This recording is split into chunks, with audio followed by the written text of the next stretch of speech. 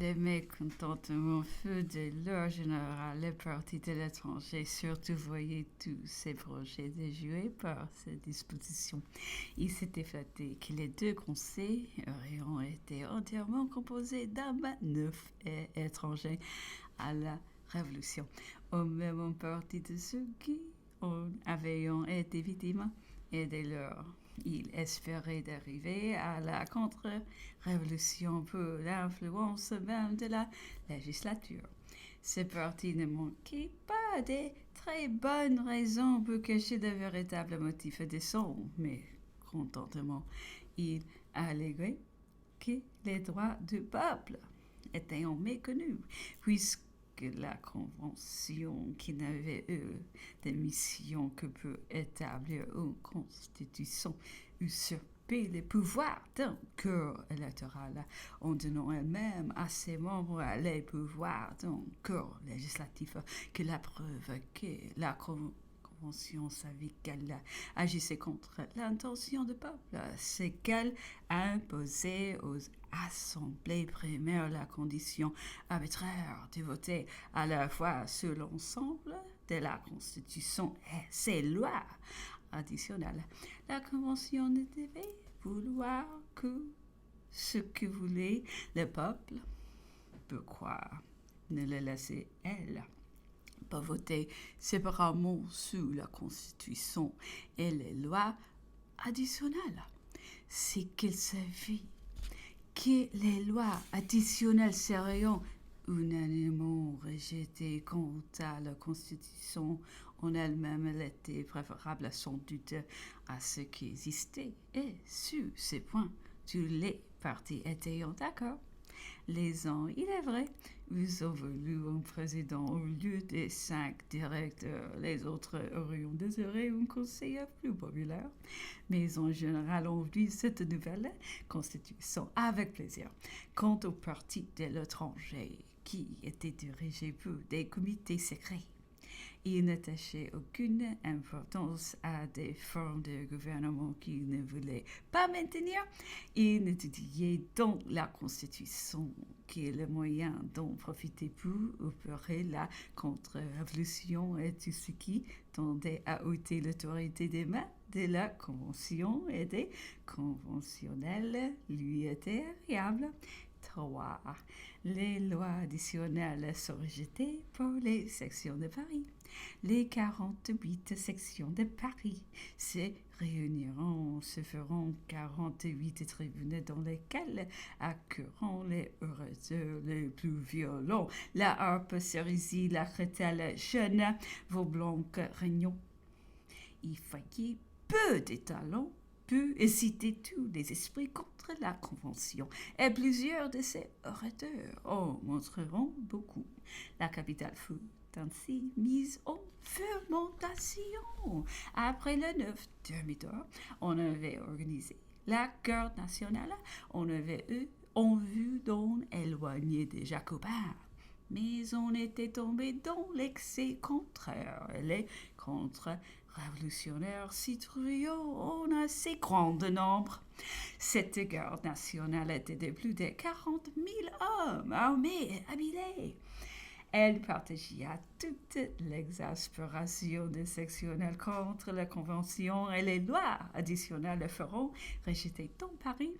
Les sections se succéderont à la barre de la Convention et y manifieront hautement leur opinion. La Convention, cependant, croyait encore que toute cette agitation se calmerait aussitôt que les provinces auraient manifesté leur opinion par l'acceptation de la Constitution et des lois additionnelles. Elle croyait pouvoir comparer cette agitation de la capitale et ses conventions si communes à Londres et dont Rome avait si souvent donné l'exemple au temps des commises. Elle proclama le 28 septembre l'acceptation de la Constitution et des lois additionnelles par la majorité des assemblées primaires, mais dès les lendemain, les sections de Paris nommeront des députés peu former une assemblée centrale de lecteurs qui se réuniront à l'Odéon. 4. Résistants armés des sections de Paris. Les sections avaient mesuré leur force, évalué la faiblesse de la Convention. Cette assemblée de lecteurs fut une assemblée d'insurgés. La Convention annula l'assemblée de l'Odéon, la déclara illégale et ordonnant à ses comités de la dissoudre par la force. Les 10 vendémiaire, la force armée se porta à l'Odéon et exécuta cette ordre. Le peuple rassemblé sur la place de l'Odéon fit entendre quelques murmures, se permit quelques injures, mais ne posa aucune résistance. Le décret de la Convention qui fermait l'Odéon excita l'indignation de toutes les sections, celles les pelletiers dont les chef-lieu était au couvent des filles Saint-Thomas paraissait être à la tête de ce mouvement. Un décret de la Convention ordonna que le lieu de ces séances fût fermé, l'assemblée dissoute à la section des armées. Les 12 vendémiaire, 3 octobre, à 7 ou 8 heures du soir, le général Menou, accompagné des représentants du peuple, commissaire près de l'armée de l'intérieur, se rendit avec un corps nombreux de troupes au lieu des séances de la section. Le pelletier put y faire exécuter le décret de la Convention. Infanterie, cavalerie, artillerie, tout fut entassé dans la rue Vivienne, à l'extrémité de laquelle est le couvent des filles Saint-Thomas. Les sectionnaires occupaient les fenêtres des maisons de cette rue. Plusieurs de leurs bataillons se rangeront bataille dans la cour du couvent et la force militaire qui commandait le général Menou se trouva compromise. Les comités de la section s'étaient déclarés représentants du peuple souverain. Dans l'exercice de ses fonctions, il refusa d'obéir aux ordres de la Convention. Et après une heure d'inutile pourparlers, le général Menou et les commissaires de la Convention se retireront pour une espèce de capitulation sans avoir décerné ni déçu ce rassemblement. 5. Menou est destitué du commandement de l'armée de l'intérieur. La section demeurée victorieuse se constitua en permanence, envoya des députations à toutes les autres sections, tasser ceci et pressa l'organisation qui pouvait assurer sa résistance. On se prépara à la journée du 13 vendémiaire. Le général Bonaparte, attaché depuis quelques mois à la direction du mouvement des armées de la République, était dans une loge à Feydeau lorsque de ses amis le préviendront de la scène singulière qui se passait. Il fut curieux d'observer le détail d'un si grand spectacle. Voyons les troupes conventionnelles reposaient couru aux tribunes de l'Assemblée pour juger les faits de cette nouvelle et suivre le développement et la couleur qu'on y donnerait. La Convention était dans la plus grande agitation. Les représentants près de l'armée purent se disculper, se attirant d'accuser Menou en attribuant à la trahison, ce qui n'était dû que la malhabileté. Il fut mis en arrestation. Alors différents représentants se montreront successivement à la tribune. Ils peigneront l'étendue du danger. Les nouvelles qui, à chaque instant, arrivaient des sections ne faisaient voir que trop combien il était grand. Chacun des membres proposa le général qui avait sa confiance.